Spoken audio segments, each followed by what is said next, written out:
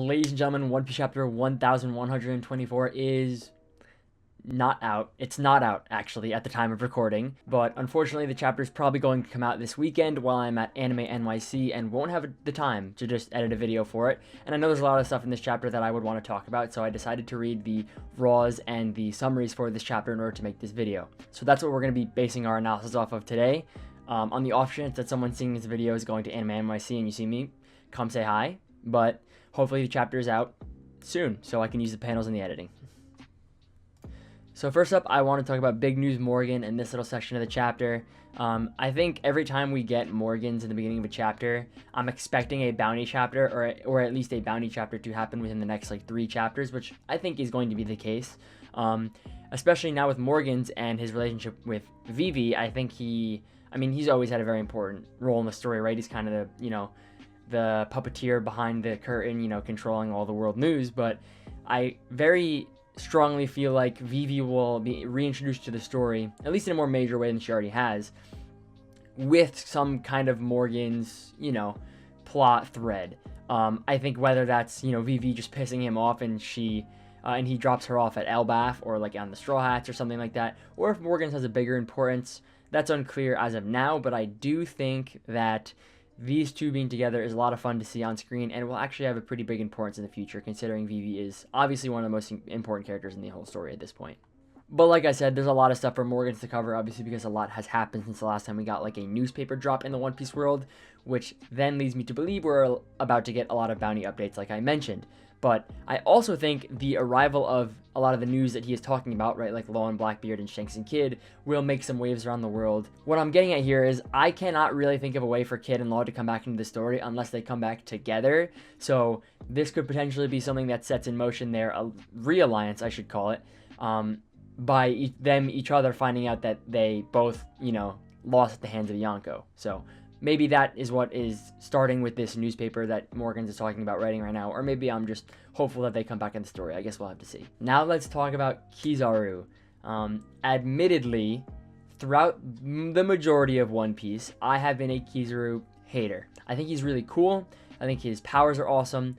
He is definitely a huge threat as a Navy Admiral, but for someone with the role of Navy Admiral, I was expecting kind of a grander story arc, right? Someone with the title as important as Navy Admiral, someone who has a large impact on the story just by their raw strength alone, should have kind of a, overarching progression of character, of their character throughout the story, right? Think Kuzan has this, Akainu has this, Fujitora has this. Green Bull doesn't because he's introduced very late in the story, but I'm assuming he will have a greater importance in the story. But Kizaru for me has never had that. He's always been kind of like a gag admiral where he's just, the slow talker, but he's very strong and he's kind of like, he's cocky, he's overconfident. Admittedly, I didn't like that. I didn't like that there wasn't a character arc present for Kizaru throughout the larger themes of the story, right? Because I really thought, oh, this guy's an admiral. He should be, we should be seeing more of him if he's that important. But I will say now my perspective on this has changed greatly in the fact that I think Oda has shown me that a character with the amount of importance as a Navy Admiral, can still be a arc-centric character like the Egghead Island arc and still be a good character, right? I think everything that has to do with Kizaru's character and everything that has to do with his progression and his story arc has happened solely in Egghead, right? He's as arc-centered as a character as like Yamato is in Wano or Kiros is in Dressrosa. Like, Egghead was Kizaru's arc. And like I said before, I thought a Navy Admiral should be present, or their character arc should be present throughout the entire story, but Kizaru's arc being centered in Egghead only and this progression of his character happening in Egghead only completely proved me wrong. I loved this story from Kizaru. I love his like snapping moment where he yells at Akainu, who's his boss. He realizes that he killed his best friend and he's grieving. And we saw that regret kind of build up throughout Kuma's backstory and also like throughout the Egghead arc. And for it to play out in this moment at the end of the story, of the Egghead story, I should say, is beautiful. Whether or not he's going to come back in the story and play a larger role, I would bet on no, but if he does, he's welcome to. Like, I wouldn't mind. I think he's a pretty cool character now that we've seen this side of him, but I'm totally fine with him making an exit from the story now because his character arc to me has been complete within the sphere of Egghead, and I loved it. Now for this little section with the Straw Hats and Luffy kind of being depressed that they failed to protect Vegapunk. There's two things I want to talk about here. The first is that I'm glad Oda is addressing this. A lot of the times it feels like we go through the post section of arcs without acknowledging the failures of the Straw Hats, or perhaps things they didn't accomplish.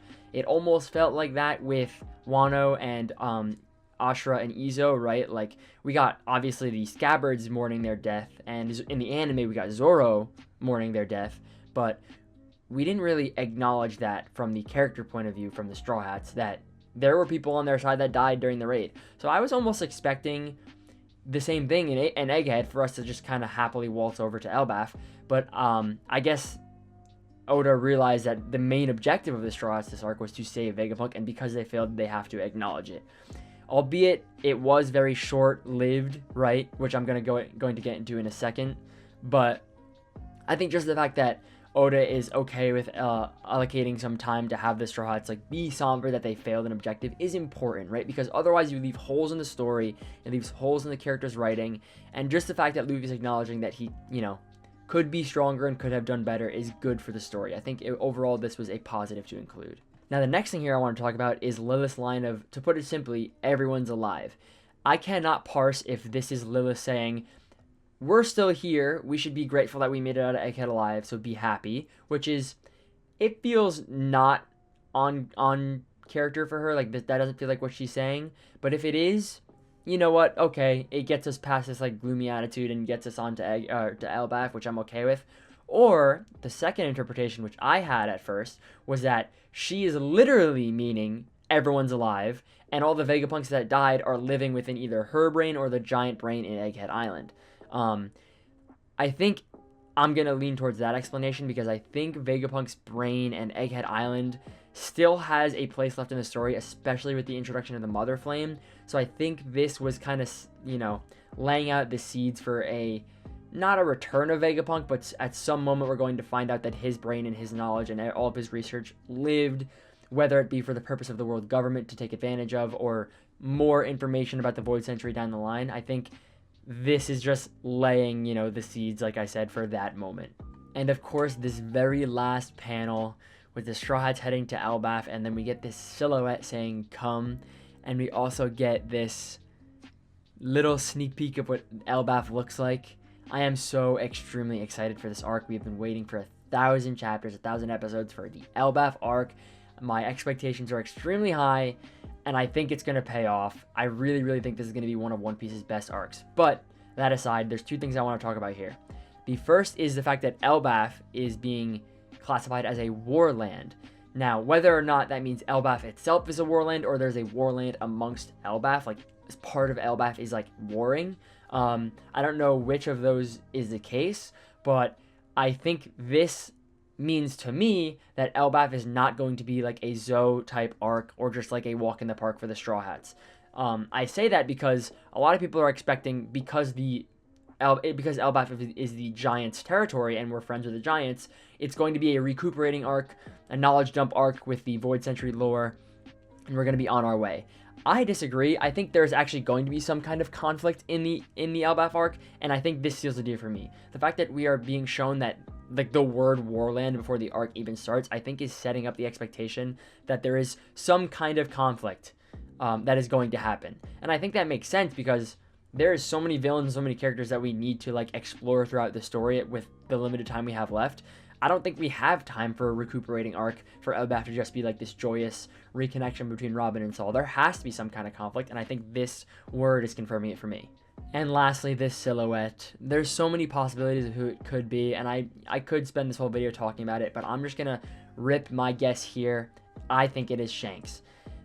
The obvious reason is because we have always seen Shanks on Elbaf. It's like his territory. We saw him fight against the Giants with the Giants against Kid on Elbaf. We did see him leave Elbaf after that, but I think it's very reasonable for him to go back, considering we've seen him on Elbaf a million times. More importantly, though, the bigger reason why I think it is Shanks is the timing. A lot of people are forgetting that Luffy owes Shanks something. He owes him the Straw Hat. And obviously we know that Luffy will not give him the Straw Hat until he has become a great pirate by his and Shanks' standards. Now, obviously, I think the easiest thing to determine that from a storytelling perspective is the bounty. And like I said at the beginning of the chapter, we saw Morgan's, we saw he's writing the story. A bounty raise is in order for Straw Hat Luffy, and I think it is going to surpass Shanks, which gives us the perfect bridge of opportunity for Luffy to surpass Shanks' bounty, and then finally, the first time he sees him in the entire story since the very beginning is when he has become a greater pirate than Shanks, and he's going to attempt to return the Straw Hat. Whether he's going to be met with benevolence and a party and rejoice, or perhaps Shanks is going to swing on him and try and test his strength, or even, throw out of left field, the Shanks' evil theory is correct and those people were right all along. I couldn't tell you, but I can tell you that Straw Hat is about to go back to its original, or I guess second original owner, and it's coming very soon. That is it for this video. We do have a break next week, but I do not have a One Piece centered video coming out. We're going to have a few different style videos coming out during this break week, and then after that, we'll get back to the chapter reviews, and then after that, the next break, we'll have a Blackbeard theory coming out. So look forward to that, and get excited, get hyped for the Elbaf arc. Till next time.